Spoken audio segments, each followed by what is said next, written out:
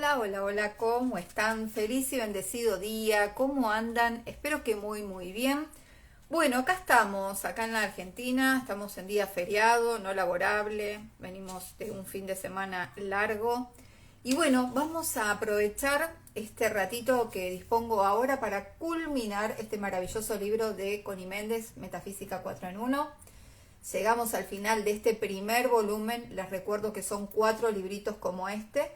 Pero bueno, voy a terminar el primer volumen, voy a leer otro libro, voy a volver al segundo, voy a leer otro libro y así, ¿no? Como para que demos también un poquito de espacio a que esta información llegue, ¿no? Que podamos ir aplicando las meditaciones y los tratamientos que nos han propuesto la autora, porque más allá de escuchar la información, como siempre les digo, es integrarla. ¿Y cómo la integramos? Bueno, haciendo los ejercicios, haciendo las meditaciones, y pasamos por alguna situación especial, recordar los tratamientos, los decretos que acá nos ha dejado tan amablemente la autora Connie Méndez y todos los maestros ascendidos. Así que bueno, vamos a terminar de conocer todas las encarnaciones que ha tenido el maestro Saint Germain. Ayer leí una primera parte y hoy ya culmino con las últimas encarnaciones hasta la fecha, ¿no? Creo yo. Vamos a ver qué nos dice esta parte. Bueno, esta es otra reencarnación, entonces, como les decía, del maestro Saint Germain, como Christian Rosenkreutz. Nació en el año 1378, murió en el año 1484. Alemán, noble, huérfano, fue educado en un monasterio donde aprendió el latín y el griego. La religión de Cristo estaba siendo muy mal entendida y pésimamente enseñada. Evidentemente el adepto venía a enderezar esa carga. A los 17 años se fue del monasterio en compañía de un fráter y viajaron a Damasco, Jerusalén, Arabia, Egipto, Marruecos y España. A la gran pena de Cristian, su frater murió en Chipre. Sin embargo, resolvió continuar el viaje solo. Llegando a Damasco, se enteró de un círculo secreto de teósofos que habitaban la ciudad de Damcar. Se encaminó hacia esta, dirigido por ciertos árabes. Llegó el día en que cumplía 16 años. Fue recibido graciosamente y le fue anunciado que hacía tiempo que se lo estaba esperando.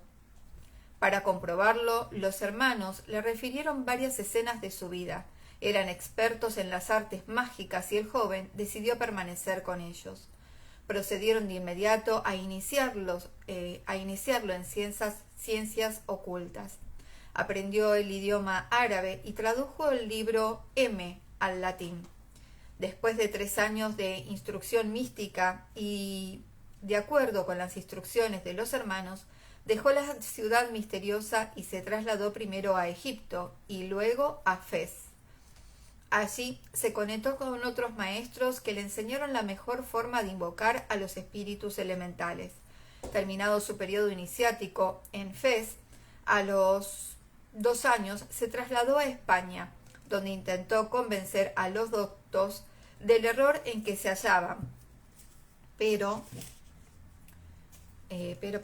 los eruditos se rieron de él y le participaron que ellos habían aprendido de las artes negras con un maestro muy superior a él, o sea que con el propio Satanás en la Universidad de Salamanca. Lleno de noble indignación, se sacudió el polvo de España y fue a otros países donde lamentablemente encontró el mismo trato. Al fin se refugió en su país de origen y permaneció allí recluido en soledad, escribiendo.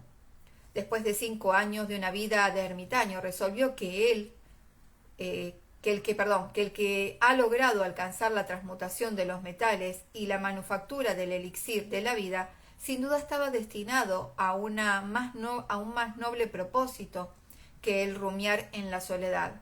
Por lo menos esas eran las opiniones de los que lo rodeaban.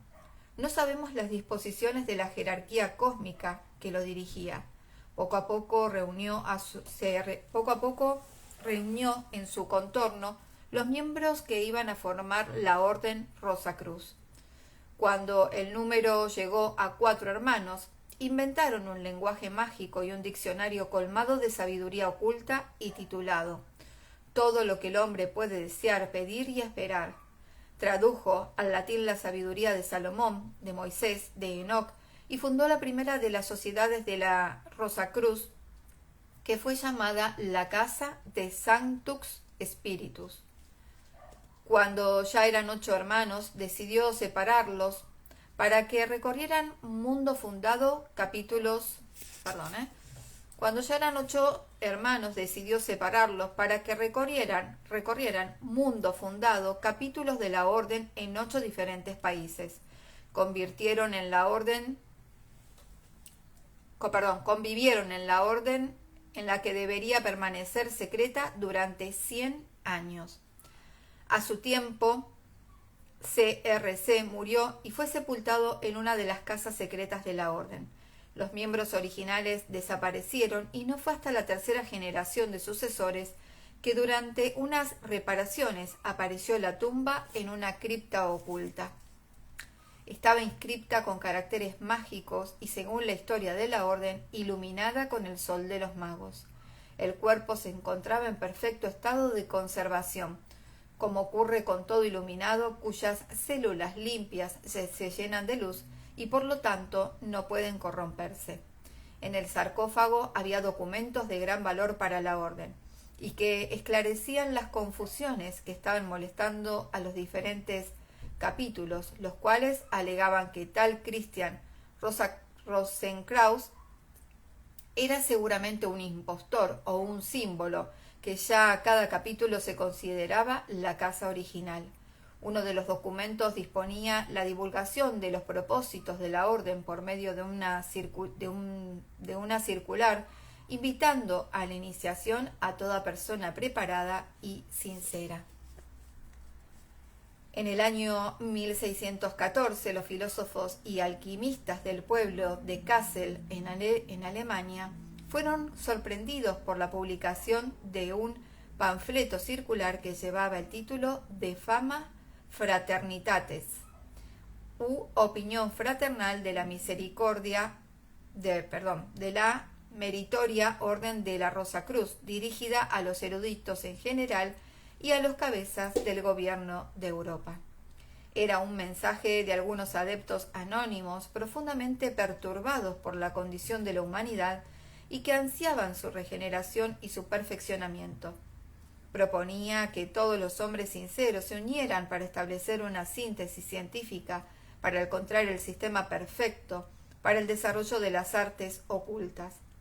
Abogaba por la terminación de todas las discordias y conflictos entre los intelectuales de la época y también la disolución de las autoridades con sus teorías anticuadas. Hacía hincapié sobre el hecho de que, así como la religión había sido reformada y aseada, igual destino le correspondía ahora a la ciencia. Proponía que todo esto fuera dirigido por una hermandad de iluminados, hijos de la luz, quienes habían sido iniciados en los misterios del Oriente por un alto miembro de la jerarquía de adeptos y estaban capacitados para llevar la era a su perfección. Esta circular tuvo 7 ediciones en 3 años. Christian Rosenkraus trabajó con los alquimistas Jacob Boehm, Goethe y Wagner, todos movidos por el mismo espíritu que repudia la religión ortodoxa, que huyen de los dogmas y la esclavitud, y viene a implementar la libertad de los hijos de Dios en alguna forma nueva. Los hermanos de la Orden Rosacruz admitían que el espíritu del fundador estuvo en continuas existencias físicas, tomando un cuerpo nuevo cada vez que sus vehículos habían perdido su utilidad o para cambiar el campo de sus actividades, lo cual concuerda con la comunicación del maestro Saint Germain respecto a su ocupación de más de 40 cuerpos prestados. Vamos con Francis Bacon, pero este es de 1561, ya habíamos visto otro. Hola Rochi hermosa. La historia lo declara hijo del Sir Nicolás Bacon y Lady Anne Cook, pero las murmuraciones de la corte anunciaron que había nacido hijo de Isabel I de Inglaterra y del favorito de los favoritos, Sir Robert Dudley, conde de Leicester. Francis Bacon nació en el año 1561 y hay que recordar primeramente que el año anterior, o sea, en 1560, la reina Dudley hicieron varios intentos de unirse en matrimonio secreto. Matrimonio secretamente. Todos los intentos fracasaban porque la reina dejaba de acudir a las citas clandestinas. En las últimas de estas, habiendo ella prometido solemnemente que acudiría, Dudley se cansó de esperar y ya cayendo la noche, despidió al juez y se disponía a retirarse cuando la reina llegó. Se había apresurado únicamente para decirle a Dudley que la disculpara, pero que inconvenientes insuperables de la corte le habían impedido cumplir su palabra y lo habían estropeado todo.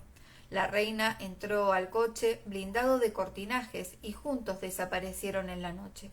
Al día siguiente, como si tal cosa, la reina recibía en su despacho los asuntos de su reino, pero a los pocos meses surgió la estratégica moda del talle puntiagudo y rígido con una talla que bajaba del pecho entre voluminosos Ollinsons de cada lado y sobre las caderas, todo atrevidamente diseñado para disimular un embarazo.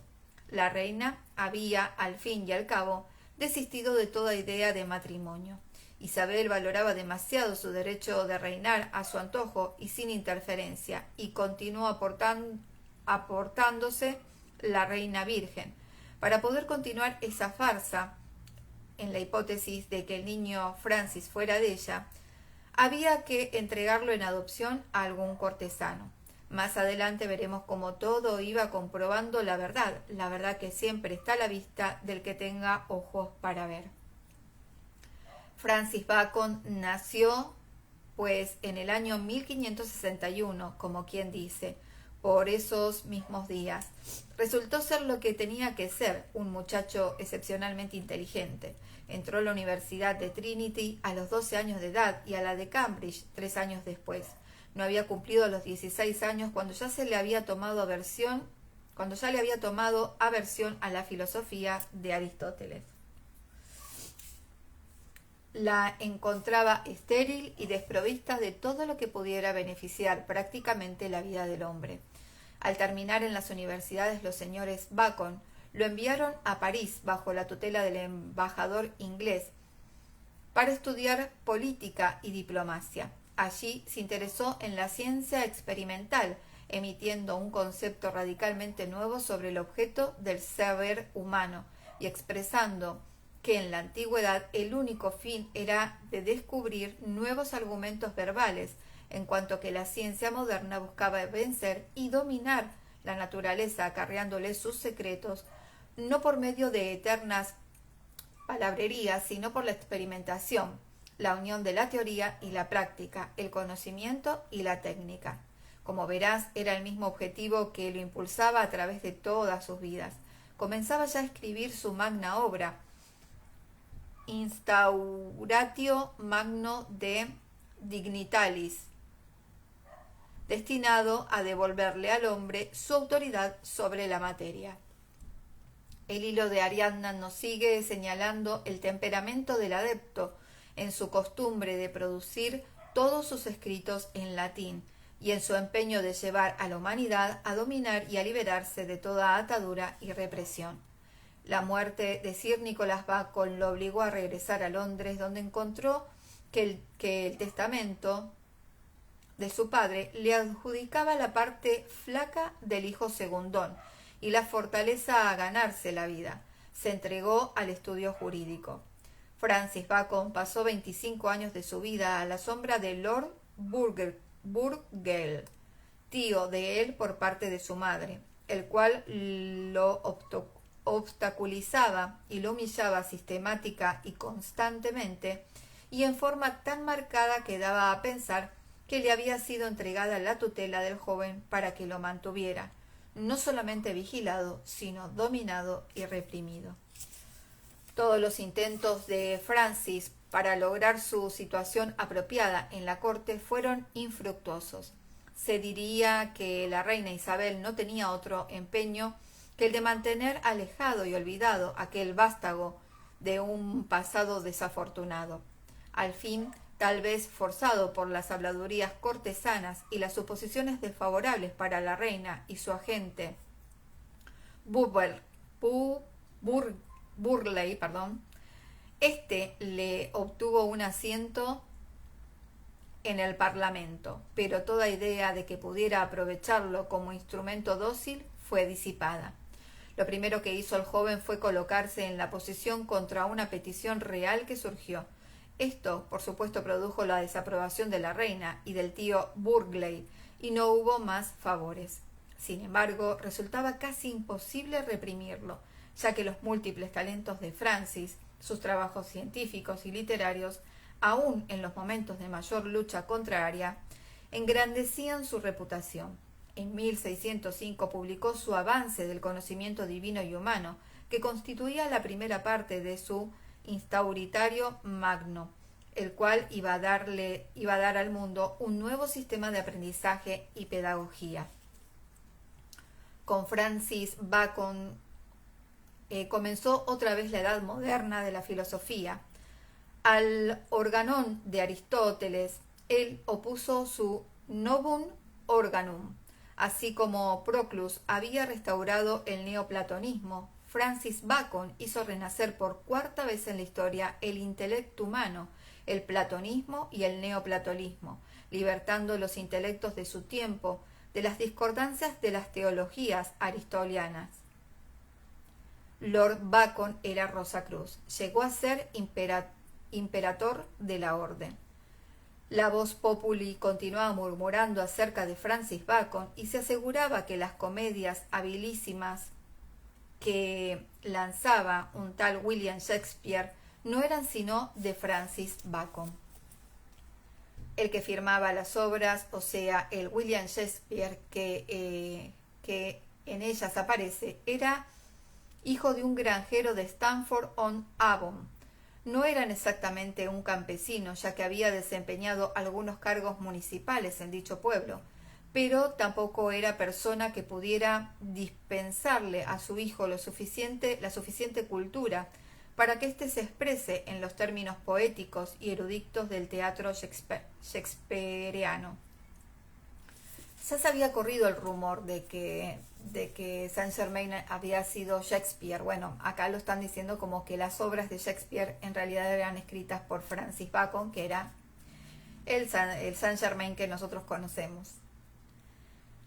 El William Shakespeare que firmaba las obras se ganaba la vida trabajando de portero en un teatro, algunas veces, y debido a su emergencia desempeñaba algún papel insignificante. No es difícil deducir que Francis Bacon aprovechara la amistad para llevar sus obras al teatro a través de este canal. Son 30 y pico de piezas que traen a la atención una situación humana o social por las cuales siempre trabajó el adepto y por él Francis Bacon. 30 y pico de obras que manifiestan una continua corriente de la ley de la vida que hoy conocemos tan bien. Además, ha sido revelado por los hermanos mayores en metafísica que las obras teatrales de Shakespeare contienen no menos de 500 acrósticos del nombre Francis Bacon. Y también un código cifrado aparece en una de las obras, el cual divulga la instrucción interior de una escuela iniciática de la cual Francis Bacon era miembro. Se ha dicho de paso que este señor es autor de un código cifrado que es aún hoy en día la autoridad mundial. A la muerte de la reina Isabel de Inglaterra ascendió al trono el rey James I, lo cual desalojó automáticamente la resistencia contra Francis Bacon y este fue nombrado procurador. De allí al fiscal de la corona, al lord guardián del sello real y de allí a canciller, todo en menos de 11 años, además de que simultáneamente le fue otorgado el título de Lord Verulam y 3 años más tarde el vizconde Saint Albans. Los envidiosos andaban muy industriosos. Lo atacaron, lo calumniaron y lograron encarcelarlo en la Torre de Londres. Bacon era defensor de la política del rey, y los amigos que habían servido a Isabel hubieran preferido verlo en el mismo plano humilde en que ella lo había mantenido. El rey lo liberó y lo exculpó, pero Bacon se retiró a la vida privada, donde continuó escribiendo su Instauratio Magno y las comedias de condiciones sociales que había que corregir.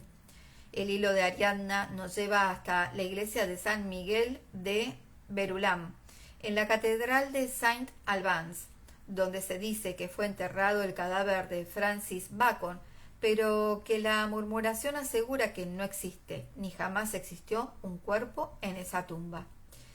En un plano de conocimiento mucho más profundo, vamos a comentar la encarnación del adepto en el cuerpo de Francis Bacon. Primeramente, todo niño trae en sus electrones estampado un número o la frecuencia vibratoria, o sea, su ecuación. Esta rata vibratoria se repite en los sonidos que componen su nombre y apellido. Para nada cuenta la coincidencia en el nombre que la madre desee ponerle al niño. En su vibración, la que se graba en la mente de la madre y la obliga a escoger el nombre que le corresponde a ese niño en esa encarnación. Si por alguna circunstancia el nombre es cambiado por el padre o los familiares, el niño sufre y sufrirá toda su vida de múltiples tropiezos, de frustraciones y desarmonías entre su sendero y su carácter o temperamento. A veces constituye esto un grave atraso para el individuo. Con frecuencia la persona se cambia el nombre y logra restituir su encarnación al carril que le corresponde para cumplir su destino.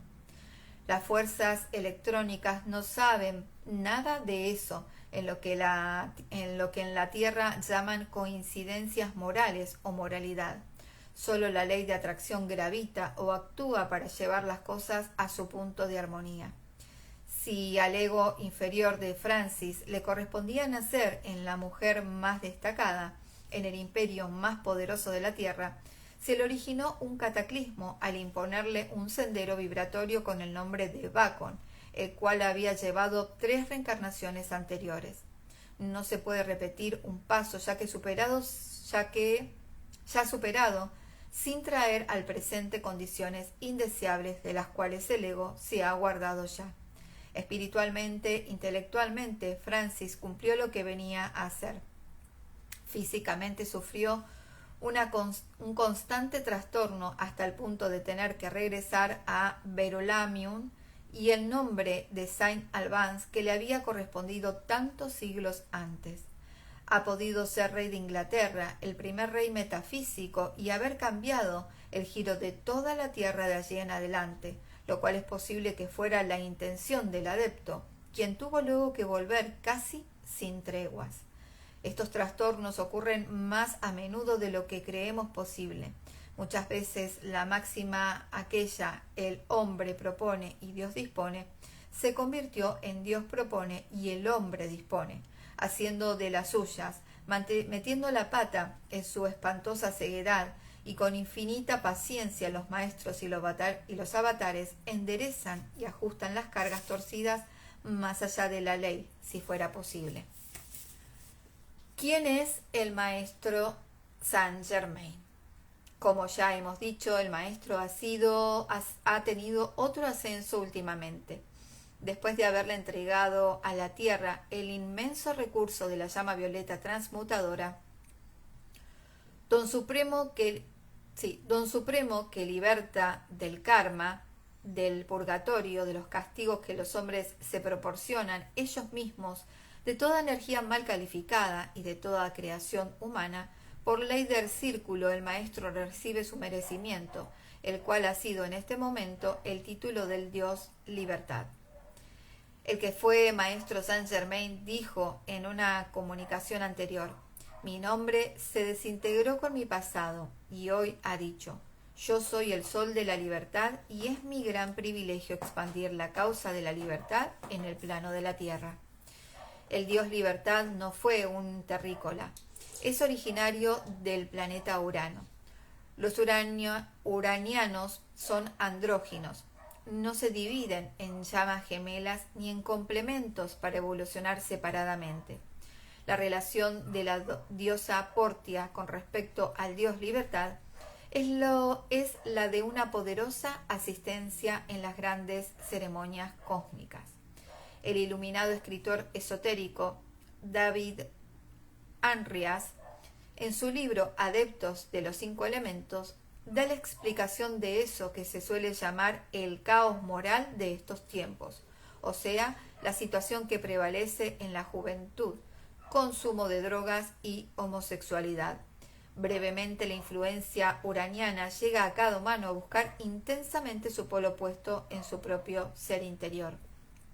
Momentáneamente, mientras se limite la humanidad de la acumulación de energía destructiva que la cierne, impidiéndole ver la verdad mientras ella busque su todo exteriormente, ella interpretará esa influencia uraniana que ella siente pero que no comprende, en términos de que el polo opuesto radica en otro ser, con preferencia en un ser de su mismo sexo, en lugar de encontrarlo dentro de sí. Andando la era y como ya se ha dicho, al ir quedando limpio el efluvio negativo, la humanidad irá viendo claro la verdad del ser. En cuanto al problema de las drogas, como el planeta Urano es de gran adelanto, la Tierra siente su atmósfera luminosa, ya que vamos girando rápidamente hacia su órbita. Sus vibraciones estimulan la imaginación y sobre todo el deseo de trasladarse aún más allá, de ensueño y maravillas. Las drogas producen la ilusión de ese viaje. La juventud, siempre precipitada y reflexiva, cree que ese es el camino corto hacia la verdad y se lanza atolondradamente, sin darse cuenta de que la droga forma una necesidad imperiosa en el sistema, cada vez más imperiosa, que lleva a la ruina y a las tinieblas, anulando la fuerza de voluntad. Para proceder a la iniciación de la Tierra en su nuevo plano en la órbita de Urano y la vecindad de Venus, habría que consumir y disolver el efluvio de energía mal usada y que cubre la Tierra como un palio. Los dirigentes planetarios dieron la orden de permitir el uso de la llama violeta liberadora en la persona del director del séptimo rayo, el ascendido Maestro Saint Germain. La salvación de la juventud y de una gran mayoría de seres humanos mayores depende de que sea consumida y disuelto el efluvio que hemos mencionado, pues el olvido de lo que somos en realidad, primeramente, y luego la continua ignorancia de nuestra verdad espiritual, que se debe al velo que nos impone la videncia de las glorias, que son nuestras por derecho.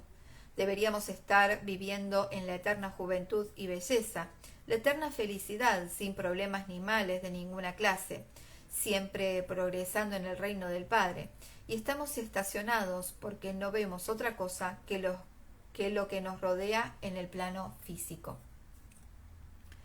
Es en vano que los dirigentes planetarios, los maestros ascendidos, las huestes cósmicas y angélicas estén preparados para derramar todos los fluidos, toda la luz que nos sea necesaria para ascender nuestro planeta, si nosotros no abrimos la puerta para que entren.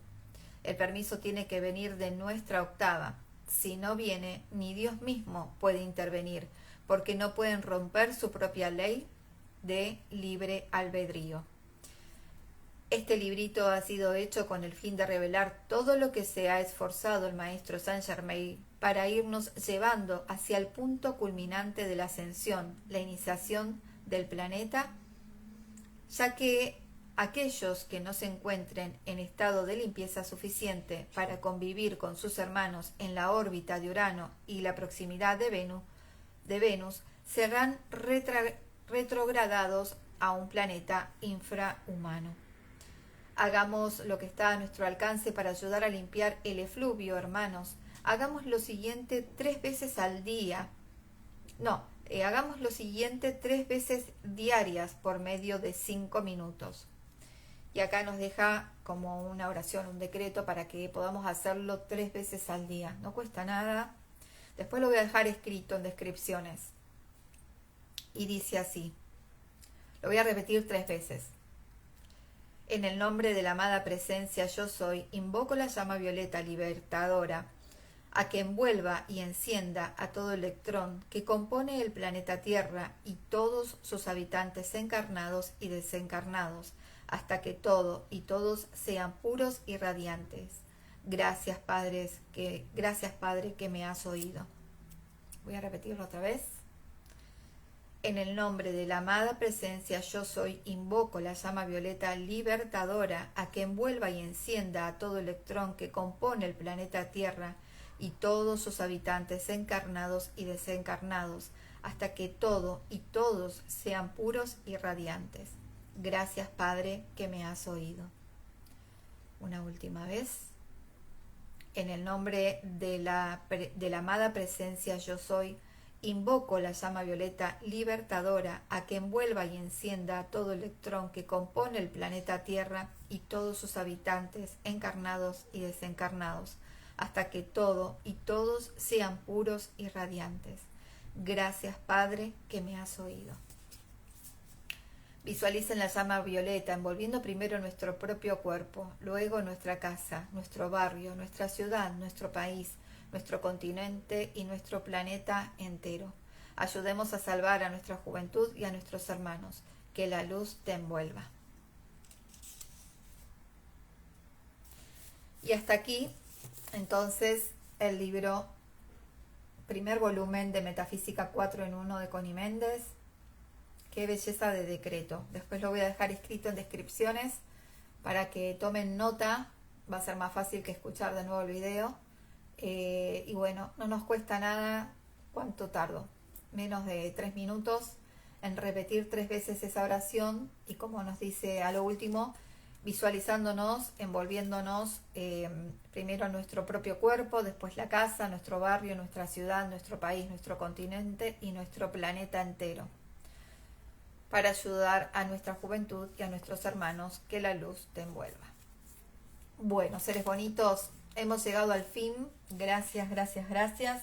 Este es el primer volumen. Como les dije, son 4, pero no los voy a leer los 4 de corridos. Voy a hacer como un pequeño descanso leyendo otro libro. Y este es el libro que voy a comenzar seguramente mañana o en esta semana. Libro de Brian Weiss, Lazos de Amor. Ya tengo leído y compartido 2 libros de Brian Weiss, uno que es de meditaciones y otro que es Muchas vidas, muchos maestros, que quien no lo haya leído o no se haya vinculado con ese libro, no se lo pierdan porque es una joyita de Brian Weiss. Bueno, creo que es el libro por el cual se hizo conocido todo lo que es regresiones a vidas pasadas, hipnosis y todo eso, ¿no? Pero este libro habla de una historia, obviamente, de amor. Y después de que lancé mi novela, muchos me dijeron, pero vos leíste el libro Lazos de Amor de Brian Weiss, quizás porque le encontraban algunas cosas, ¿no? Como ahí del libro. Y la verdad que no lo había leído, por eso me lo compré hace poquito, me lo compré este año, ya lo leí, ya lo tengo todo marcado, porque a mí lo que me gusta de los libros de papel es que yo los escribo, ¿ves? Pongo tal cual, bueno, yo, o sea, lo subrayo, les hago llamadas de atención cuando realmente hay cosas que me llaman mucho la atención y bueno, como para que no se me olvide, ¿no? Pero bueno, vamos a comenzar entonces con esta nueva lectura. Gracias a todos los que estuvieron ahora, a los que compartieron todas las lecturas que hice del libro de Metafísica 4 en 1, a los que hayan resonado y a los que no pasa nada, lo dejan pasar, en otro momento será. Y bueno, nada, que tengan un feliz y bendecido día. Aprovechen, al menos acá en Buenos Aires hay solcito, así que hay que aprovechar un poquito a tomar sol. Y bueno, nos vemos la próxima. Chao, chao.